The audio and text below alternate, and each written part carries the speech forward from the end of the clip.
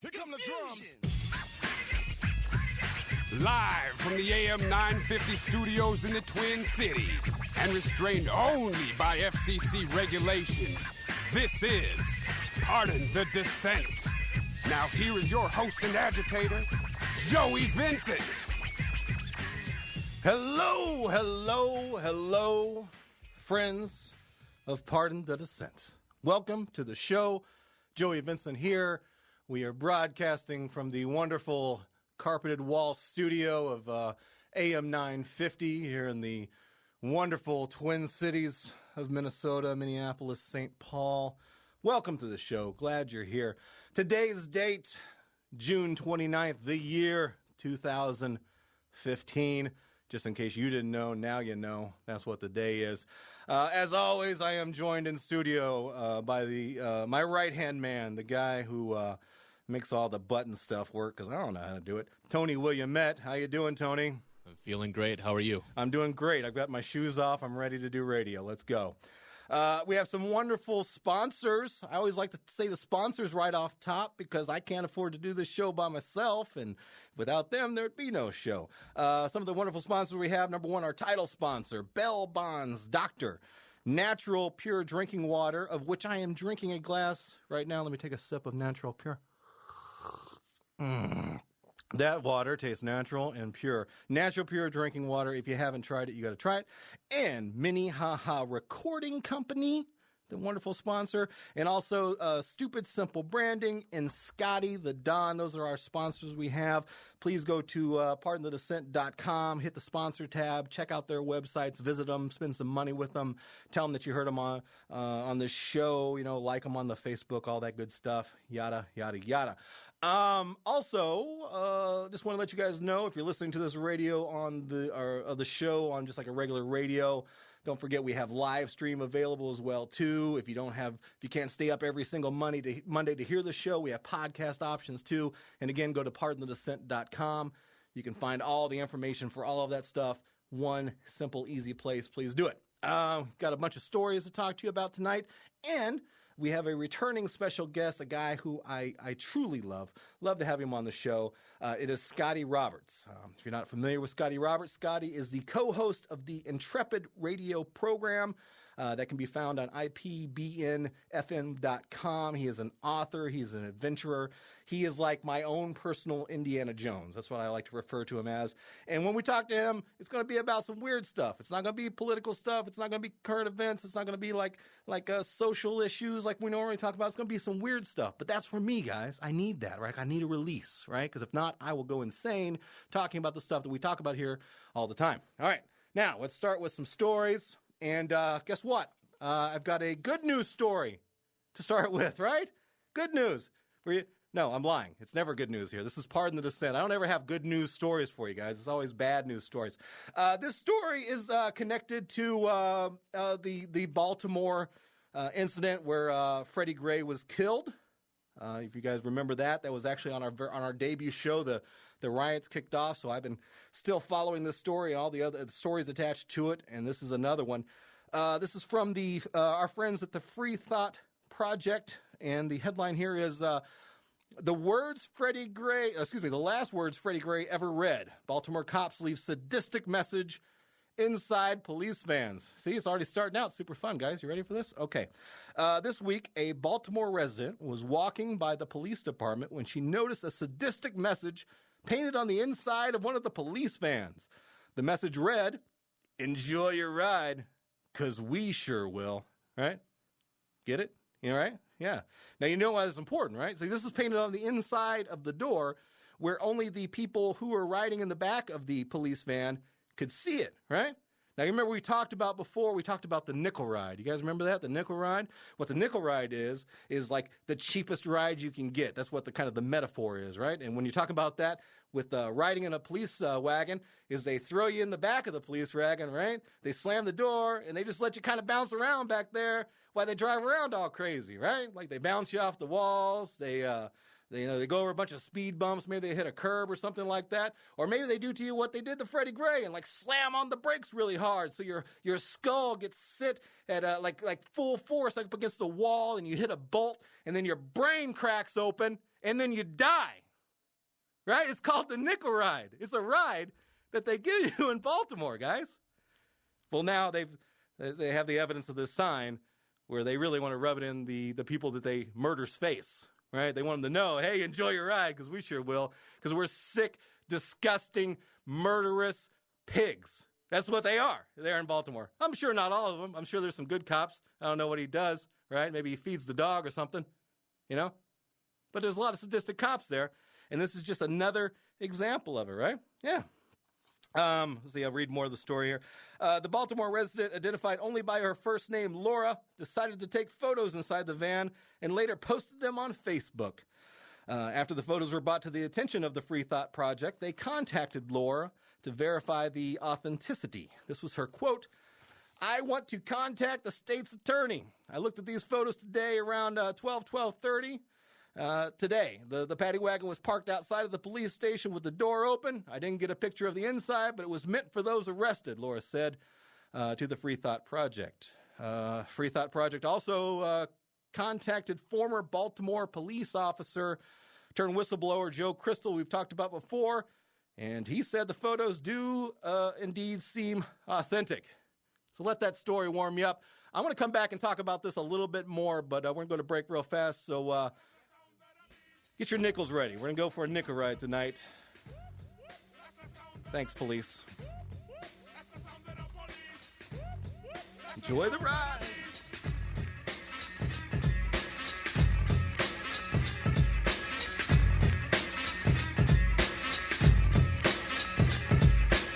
Stand clear, done man attack. You can't stand where I stand, you can't walk where I walk. Watch out, we run New York.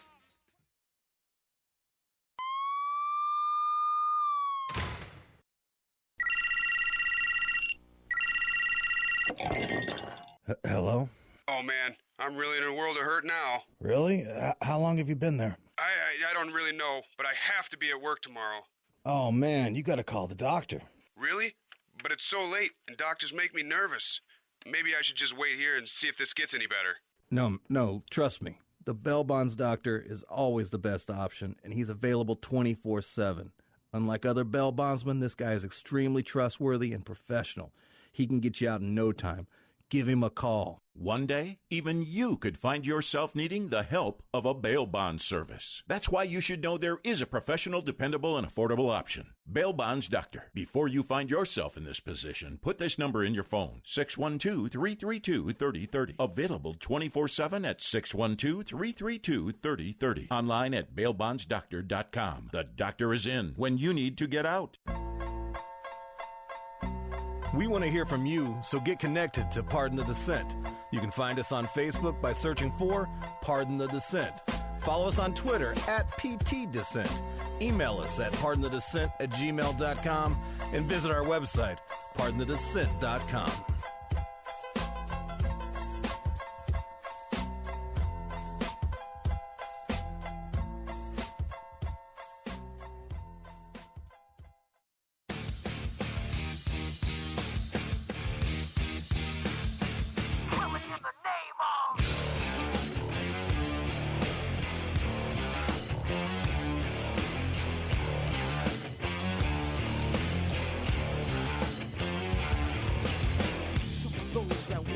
Forces are the same that burn crosses. Some of those that work forces are the same that burn crosses. Pardon the Dissent.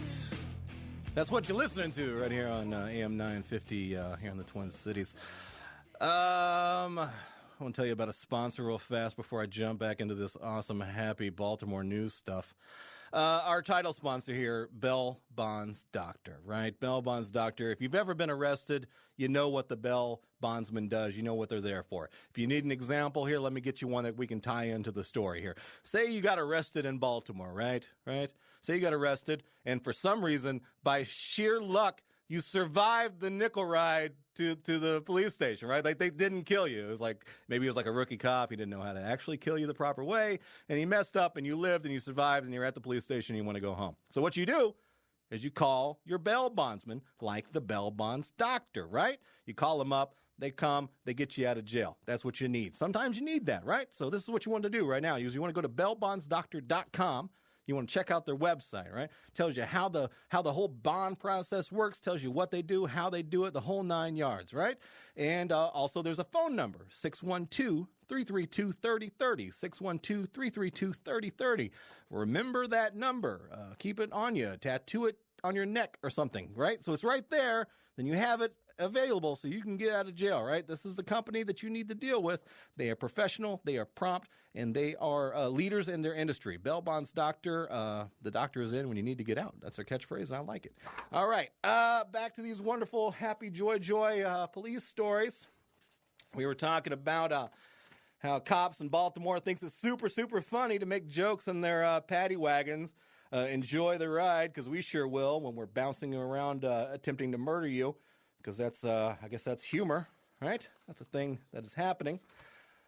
See, this is the sick, twisted sense of humor is the animalistic mentality that so many cops have, right? And this is where this negative animosity, this citizen versus cop agitation is coming from because of this crap right here. Okay, this is what it is. All these guys, why do you hate the cops? We're here to protect you. No, this is why we hate the cops, right? This is what it is. Because you guys, for some reason, not all of you, but a lot of you have got it into your sick heads that this is the way you should deal with citizens, that you're somehow greater. You're somehow at a higher position in our society, that you are these automatic heroes by default, and you can do whatever you want to do, say whatever you want to say, and that's where we're at with this. No, it's not, right? And to take this to the next level, right? To take this to the next level, this is how cops treat regular civilian suspects, right? They give them the nickel ride. They toss them around. They smack them. They don't have a gun. They shoot them anyway. That kind of mentality, right? But here, let me read this story. This is an older story I never got a chance to get to, but this is a great time to bring it back in. Okay, this story came from True Voice. Headline here: Cops who killed Freddie Gray allowed to walk around without handcuffs. You know, just like they do every other prisoner. Not at all. 3 cops arrested for the murder of unarmed Baltimore man Freddie Gray were apparently taken to jail without police even bothering to place them in handcuffs. All right? Does that ever happen to you? Never happened to me. I've been arrested a few times. Never happened to me. Officer William Porter, Edward Nero, and Caesar Gordon Jr. were photographed leaving a police vehicle while completely free of any sort of restraint. Nothing. True Voice obtained the photographs from the Baltimore Sun. If you could see them, you could see these guys just walking around like, hey, they're not criminals at all. They're just our police buddies. Goodson, who faces a second-degree murder charge, was even allowed to give an officer a hug. Give an officer a hug, right? Well, that's what it looked like. Maybe he was just teaching him how to choke somebody to death. I don't know. Maybe that was just like kind of a move there or something like that. But when was the last time a cop gave you a hug when you were arrested, right? It's the 2 tiers of justice, man. It is what it is. If you're rich, you get, 3 tiers, yeah. If you're rich, nothing. You know, you just throw some money here and there. They kick you out. They slap you on the wrist. If you're a cop, you might go to jail or something might happen to you, but they're not going to treat you like they do any other suspect. But anything below a cop, they're going to treat you like dirt. They are going to. I've experienced it myself. It's a real thing. Cops, if you want us to treat you better, if you want us to respect you again, or if we ever did or whatever, you fix you. You fix you. Okay. When you become a cop, when you put that badge on, all right, you're making an obligation. Okay. You're asking to put this kind of responsibility on your shoulders, and you need to live up to the oath that you take and treat people like human beings, even criminals. Treat them like human beings. And then maybe we'll get some respect for you again. I don't know. Need another story. Here we go. South Carolina Senate votes to remove flag from State House grounds. South Carolina Senate voted Monday to pull the Confederate flag off the Capitol grounds, clearing the way for a historic measure that could remove the banner more than 5 decades after it was first flown above the State House in protest of integration. A second vote will be needed Tuesday to send the proposal to the House, where it faces a less certain future. But Monday's 37-3 vote was well over the 2/3 majority needed to advance the bill. If the House passes the same measure, the flag and flagpole could be removed as soon as Governor Nikki Haley signs the papers. The flag would then be lowered for the last time and shipped to the state's Confederate relic room near where the last Confederate flag to fly over the State House dome is stored, right? Because they got to store it, right? They can't just throw it away because, they might need it again sometime. In case it ever, the South rises again or whatever kind of crap like that. Here's the deal with the Confederate flag. This is, and to me, this is such a distraction issue, right? This, to me, is a distraction issue, all right? And by that, I don't mean to take anything away from the people who are offended or emotionally hurt by the flag, because that is a real thing. That is, right? I mentioned in a past episode, growing up in southern Missouri and some of the southern states and knowing how the Confederate flag is used. I knew people who carried the Confederate flag or put it on their car or wore it on a shirt, things like that. And I knew what it was. It was a message. It was a silent message to send to fellow hateful people that, hey, I'm one of you, right? Now, that's not everybody. I know that for a fact. I've never personally met anybody who I felt or who even took the time to tell me that, hey, this is about my heritage. It shows that they're also racing fans. Yeah, we're racing fans, too, yeah. Whatever. I like to turn left. Whatever. I never met anybody like that, but I'm sure there are some authentic people out there who really believe it's about that, okay? But I'm telling you from my personal experience that everybody that I met who would prance around with a Confederate flag on their clothes or on their bumper stickers or whatever, were pretty quick to say the N-word, right? They didn't care. They would say it. I experienced that. That's my personal experience. Again, not everybody. I'm sure it doesn't have to do, with that for everyone. But I know that of the people that I know, a lot of them did, okay? Here's the deal with the flag. Totally agree. It should not be here where it's in South Carolina. It should not be where any tax-funded building is at. It shouldn't, right? Because these buildings should be welcoming and non-threatening to every member of our society, right? If it's in a tax-funded museum, boom, whatever, okay?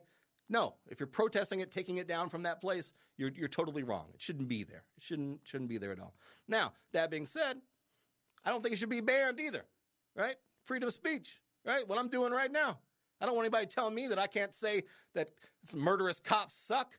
I don't want anybody telling me that, right? So if you want to be the guy or the gal that waves around the Confederate flag and say it's about my heritage, but when nobody's looking, you want to scream the N-word, right? Then be that person. That's fine. But it doesn't mean that anybody should be forced to sell the flag, and it shouldn't be in any government places, right? You go find your own flag, right? Go get it. Do whatever you want to do. Fine with me. All right. Whole deal. I don't know. But those people that also, the people that are like, well, it's a sign of treason, right? That flag shouldn't be anywhere. It should be banned. It should be banned from everywhere. That's the wrong voice for that one. Is that the wrong voice? Yeah. That's the wrong side. Well, there's some Southern liberals, whatever. It shouldn't be banned either. It shouldn't, right? You can't ban that flag for treason. You can't do that, right? If you're going to do that, you need to ban the American flag too, right? The American flag has as much hate, as much destruction, as much death attached to it, more so, I'm saying it right here, more so than the Confederate flag. Putting it out there. You can disagree with me if you want to. Feel free to call and tell me I'm stupid, whatever. Well, you solved racism, so we can be done with that issue forever, That's right? what it took. One white guy, right. One white guy in a carpeted studio. On a radio show, 11 p.m. Right. Solves everything. Every Monday. Now, to finish this segment out, got 30 seconds here. Bring back the Dukes of Hazzard. Bring back the Dukes of Hazzard. Okay? I get it, right? It's got a Confederate flag. The car is called the General Lee. I get it. But why do we get to the Dukes of Hazzard? I enjoyed the program, right? I'm not a racist guy. I enjoyed the program. I think that's overkill. Would you agree, Tony? Is that overkill? Oh, absolutely. Two white guys agreeing on something right here? Yeah. Absolutely. Whatever. I don't know. I'll tell you what, the movie, though, the 2005 movie version. Ban that. You can ban that, because that was like watching a hate crime. Start to end. Guys, you're listening to Pardon the Dissent. Joey Vincent here. We'll be right back. Just a good old boy, never meaning no harm. Beats all you never saw, been in trouble with the law since the day they was born. Straightening the curves, flattening the hills. Someday the mountain might get them, but the law never will. Making their way the only way they know. You support local businesses, so it's time you get to know the locally owned Natural Pure Drinking Water. They're a family business that's been providing water for the Twin Cities since 1986. Their water is purified using reverse osmosis, effectively removing chemicals such as salt, magnesium, iron, fluoride, lead, and calcium, as well as bacteria. Their water is also treated with ultraviolet light to protect against all airborne bacteria. Natural Pure Drinking Water carries a variety of BPA-free bottles. Their bottles include 5 gallons, 3 gallons, 2 gallons, and 1 gallon. Servicing their machines every 30 days. This means you have plenty of options when you're providing water for your home or office. Using Natural Pure Drinking Water makes excellent coffee, tea, and ice cubes, and you can find their water at many local retailers. They're online at naturalpuredrinkingwater.com, and be sure to check out their Facebook page. Ask for Natural Pure Drinking Water at your local grocery store and select co-ops.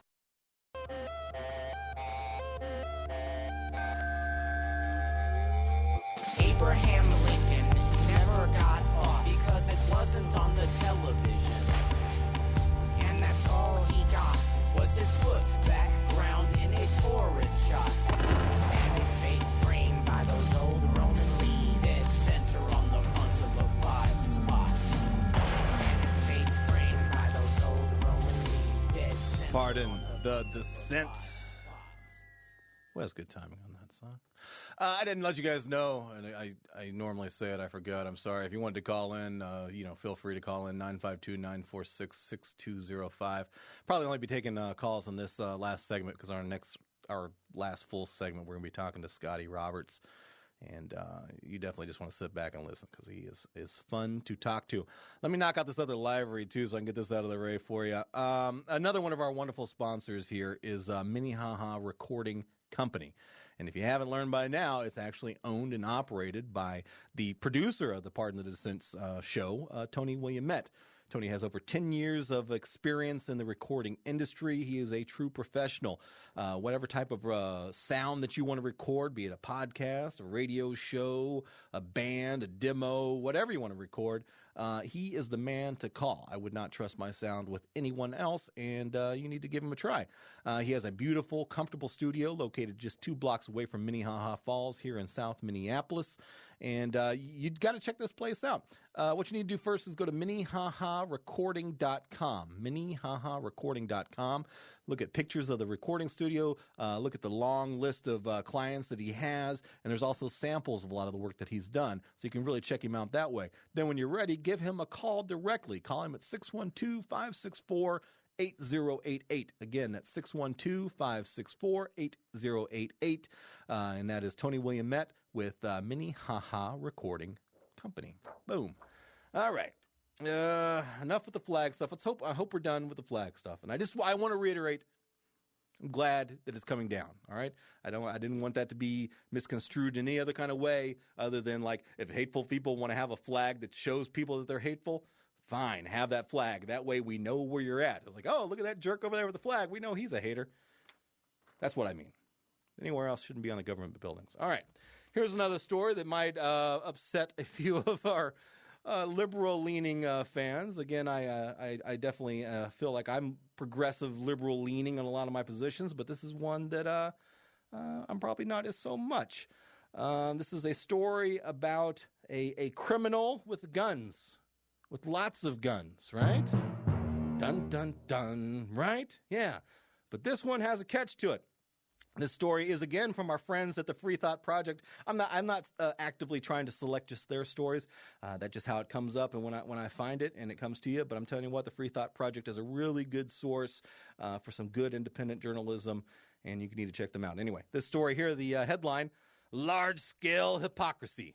Leland Yee, most anti-gun senator in the U.S., pleads guilty to what? to gun running. Yay! That's weird, right? He's anti-gun, but he's running guns. Weird. Last year, San Francisco Democrat Senator Leland Yee was arrested and charged for multiple acts of corruption.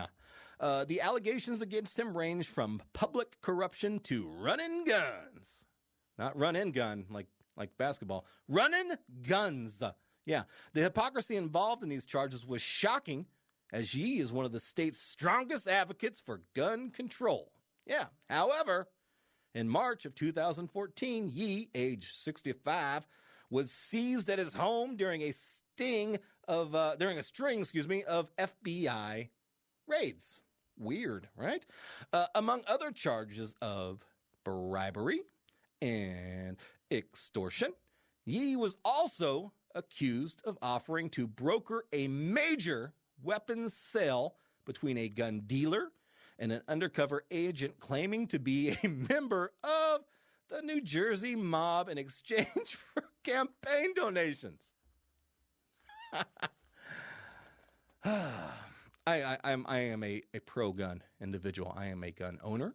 I have a pistol. I have one of those scary AK semi-automatic rifles. I am not super crazy, nutso, walk around open carry type thing, but I am perfectly okay with owning guns.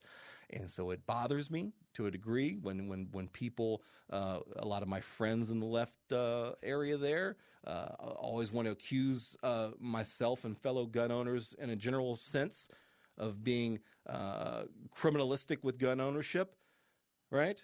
And being violent and things like that. I am not. I've never shot anybody in violence. I used a gun in self-defense once, but that's it, right?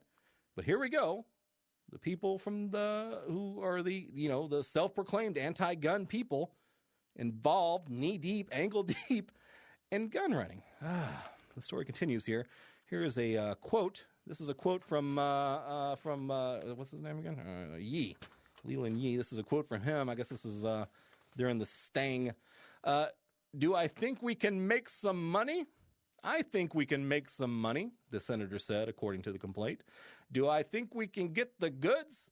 I think we can get the goods. This guy sounds like a moron. The fact that one of the most staunch anti-gun politicians in the U.S. was caught trying to run guns to the mafia, let me say it again, speaks volumes as to the level of corruption within the U.S. political ranks. Like I've been saying since day one on this show, since day one of the podcast I used to do, don't trust these people. On Wednesday, over a year after the allegations, Yee pleaded guilty in a courtroom after taking an oath before U.S. District Judge Charles R. Breyer. This is a quote from the L.A. Times here. By pleading guilty to racketeering, Yee admitted that he knowingly and intentionally agreed with another person to take part in an enterprise to commit at least 2 felonies and affect state commerce. That's really fancy words for being a criminal gun runner, okay? Quote here, "Are you pleading guilty of your own free will because you are guilty?" Breyer asked him. Yee's response, "I am," Yee answered. To those of us who've been watching this gang of criminals run roughshod over the rights and freedoms of Americans, Yee's guilty plea is shocking, though equally expected. Again, this is commentary from the writer. The U.S. government has become a cesspool of corruption and tyranny. 100% agree. 100% agree. Tony, what do you think about that? Right? I'm a pro guns. You're a pro gun guy. I grew up. My dad owned a gun shop. Oh, that's right. You so, told me. Right. You're a responsible gun owner, I would assume. Of course. It was gun safety from an early age. It was hunting. Same as me. Target shooting. It was all that stuff. Same as me. I think it's interesting. I mean, he's not a hypocrite. He's just looking out for his best interests, right? I mean, if he bans guns or makes them hard to purchase, right, his stock in illegal guns goes up. Oh, that's right. The demand goes up. Supply and demand. Right. This guy's not a criminal, Tony. This guy's just a good old businessman. Good businessman. He knows how to manipulate the markets. Okay, whenever we talk about, and this is, my good friend Ian Levitt, who hosts a wonderful show called the Daily Report here on AM950. He's not anti-gun, but he is pro making it harder to get guns. And to a degree, I agree with him. I think there should be some rule changes here and there to kind of make it a safer environment to a degree. All right, I'm to a degree. We can get into specifics of that some other time.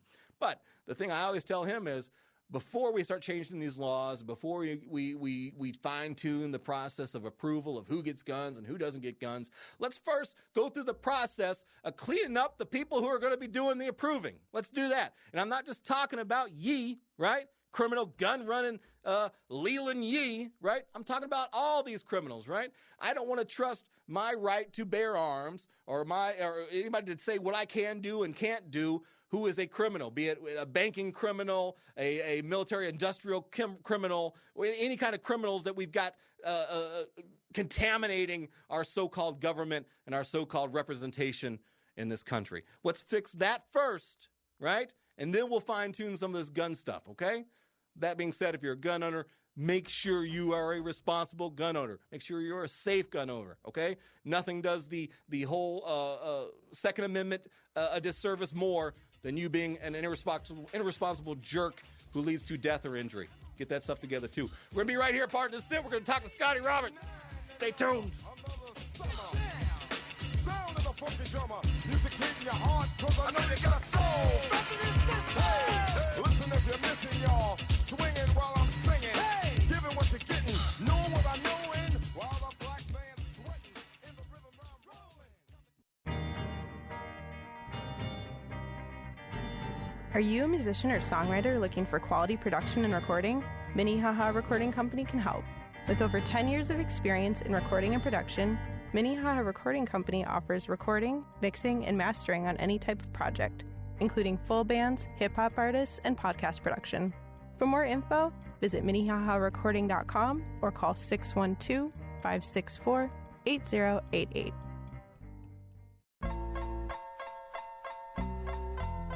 If you want to listen to Pardon the Dissent, but don't always have time to catch us live, each show is available as a podcast on iTunes and Stitcher Radio. You can also live stream Pardon the Dissent and listen to us no matter where you're at. Just go to pardonthedissent.com and follow the live streaming instructions.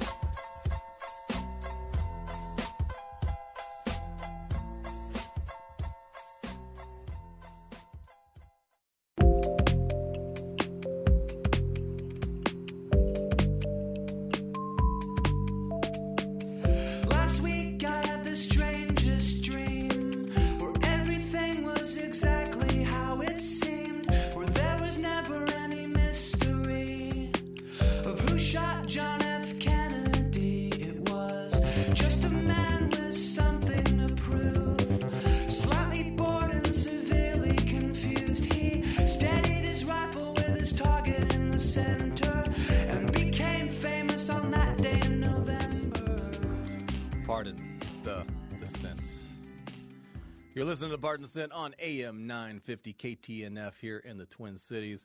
I like to remind people that we get a lot of national listeners and things of that nature. So I want everybody to know that this is coming from right here in the Twin Cities, and we're glad that our audience is growing to such a size, and we appreciate that. Right now, Tony is getting our guest on the line, and we're going to be talking to him. Let me introduce him for you. This is kind of a once we, my goal, as I mentioned before, is to get the show to a 5-night-a-week standard here at the station, and this is kind of a fun segment that I wanted to include in there on a regular basis. This is kind of our news of the ancient, strange, and unbelievable. I think it's the title that we want to call it, right? And the guy who is going to be our guest expert for that, he is an adventurer. He is a researcher. He is a rogue historian, a stand-up philosopher, and an all-around decent chap. His name is Scotty Roberts. He is an author. He wrote the book The Rise and Fall of the Nephilim, The Secret History of Reptilians, and co-authored The Exodus Reality. Just a super fun guy to talk to, and if everything's ready to go, we got him online now. Is that correct? Is that Scotty? Hey, Joey, I'm here. You're there. Hey, Scotty Roberts, how are you doing, sir? I'm great. You know, there's got to be something about the diminutive of our names, Joey and Scotty, on radio together. We should make an album or something. We should be like a boy band. Like Scotty I like that. Joey and Scotty. A couple 5-year-olds here. Something. Yeah, we got to find a Johnny and a Ricky and and so on. Right, the whole deal. Well, it could just be us. Well, I'm glad to have you on, and we kind of had a little technical difficulty there, but we got you back on the line now. So there's your applause break. Fantastic. But now we are going to release you onto your segment here. News of the ancient, strange, and unbelievable with Scotty Roberts. Well, let's start with the unbelievable.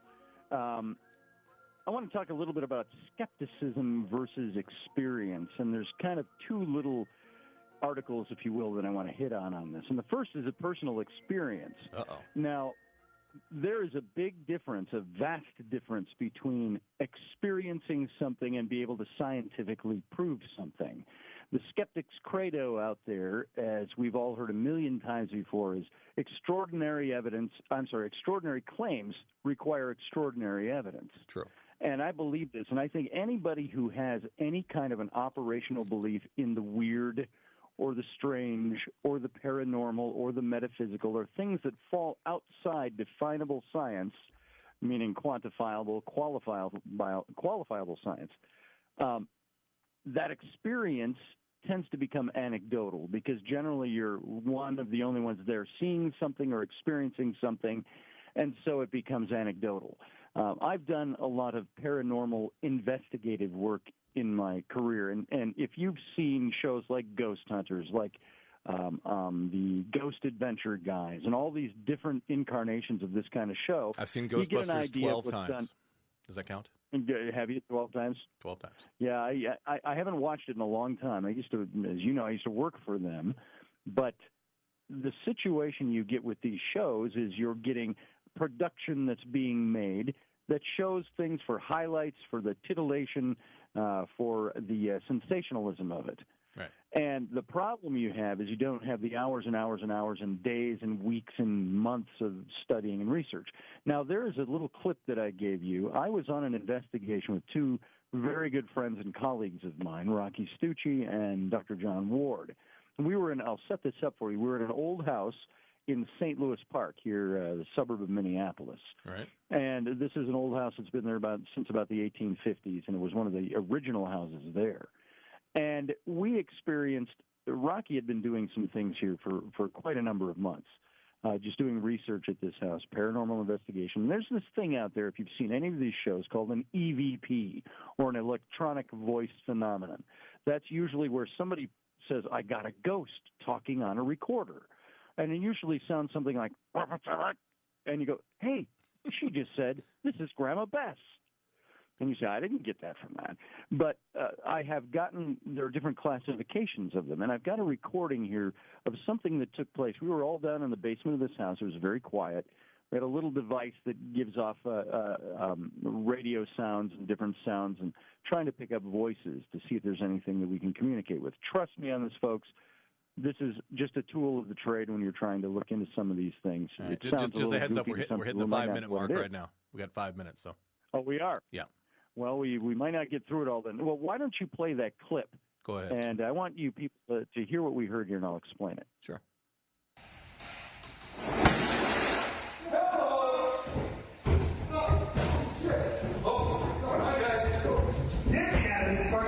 Wait.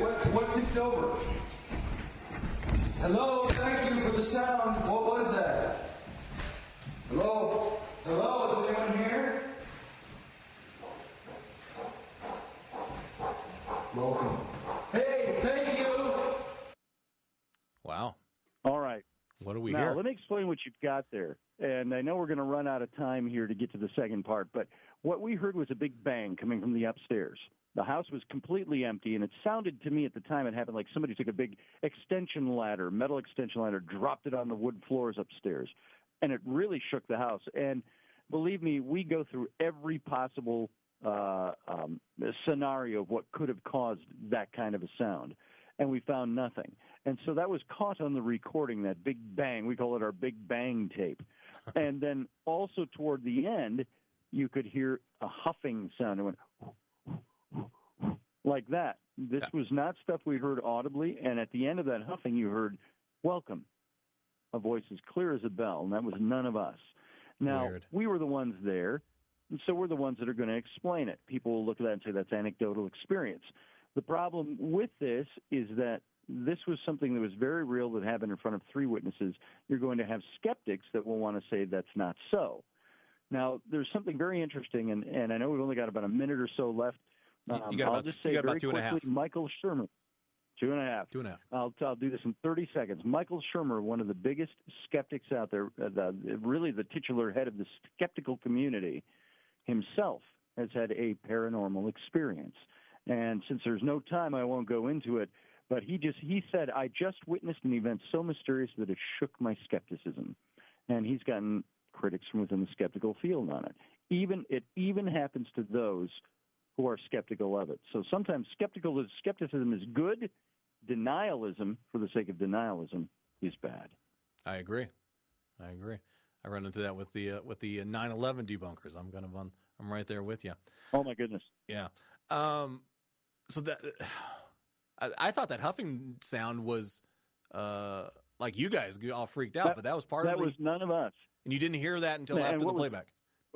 We didn't hear it, and as a matter of fact, it was picked up in stereo, so it moves from the right side to the left side, and it increases in sound. We didn't know if it was a dog panting or somebody huffing or heavy breathing, but it's when you hear it in its full detail, when you can put on a headset and listen to it, it's definitely something that's taking breaths, and it's getting louder, and it moves from right to left, but it wasn't there in the room with us. Neither was the word welcome. Okay. Was that the only experience you guys had during that particular place? No, we had several other experiences there. And another thing that was on tape, we caught 2 guys talking. The second guy is talking French, but there's 2 guys that sounded like they were in the room with us when we were talking in the background in an empty room, and it's echoing off the wall and everything. You have somebody say something unintelligible, and the answer comes like, "Mandu," huh? Weird. Just like that. And so those are the kinds of experiences we had while we were in that place, mostly audible. There was some dowsing that was being done. We can talk about dowsing in a totally other context another time. It's not your typical, I found water with a pointed stick. It's something much different than that. Wow. Well, next time you're in the Twin Cities area doing this, please call me because I would love to attend and get the mess scared out of it. I'd love to bring you along to this house, as a matter of fact. Please, let's do it. Real fast, we got about a minute and a half here. You've got a lot of stuff coming on with the Paradigm Symposium getting ready to happen again. Why don't you tell people what that is, when it is, and then anything else you want to promote right now? Sure. As you know, I publish Intrepid Magazine. We've been doing that for about 5 years. And an offshoot of Intrepid Magazine was the Paradigm Symposium, which we started in 2012. We've got the 4th annual Paradigm Symposium coming up this October 1st through the 4th in Minneapolis. It's going to be at the Crown Plaza Mall of America Suites over by the airport and the mall. And what we do is we fly in speakers in these fields of science, politics, and not so much politics, but fringe science, alternative theory, origins, history, archaeology. The first year we had the whole cast of Ancient Aliens up here. Even though we don't promote ourselves as being ancient alienists, we open up the platform for this. And we've had guys from Dr. P.Z. Myers, who's an evolutionary biologist at the University of Minnesota, down to Eric von Daniken over previous years. If you go to ParadigmSymposium.com, you will find all of our speakers listed on there. We're going to be talking about ufology, ancient geometry, all of these kinds of things, and I believe these to be the great thinkers of our day. Awesome. So if you go over, Scotty, not to cut you off, but to cut you off, yep. I'm going to post a link to all this on the Pardon the Dissent Facebook page so people can find it a little bit easier. So go there later on tonight. I'll have it posted there. And Mr. Roberts, thank you very much for making time for us, and we'll have you back on again soon. Joey, thanks for having me. All right, brother. Talk to you again soon.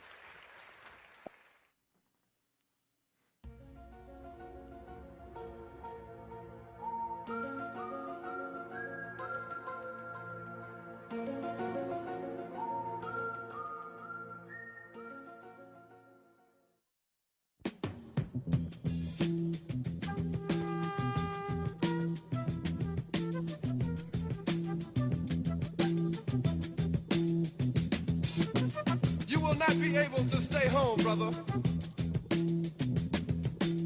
You will not be able to plug in, turn on, and cop out.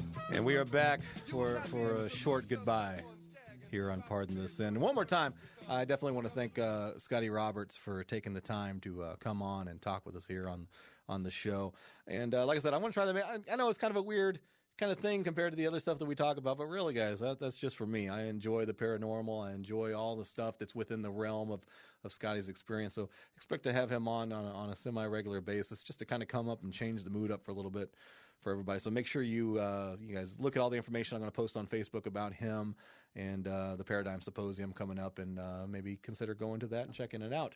Also like to thank my sponsors, Bell Bonds Doctor, Natural Pure Drinking Water, Minnehaha Recording Company, Stupid Simple Branding, and Scotty and the Don. Thank all of you guys for helping make this show happen. Thank you, listeners. Make sure you come back here every single Monday night at 11 p.m. And also do me one more favor. Tonight, go on Facebook, go to the AM950 Facebook page. Tell them that you like this show. If you like this show, tell them you want to hear more of the show. Doing that would definitely help me out here for expanding the show, so I appreciate that. All right, guys, take care. Love each other. Take care of each other, and keep seeking the truth.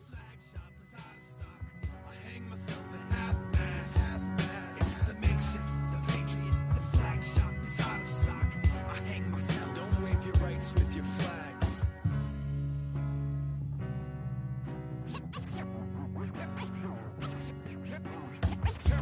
Terrible,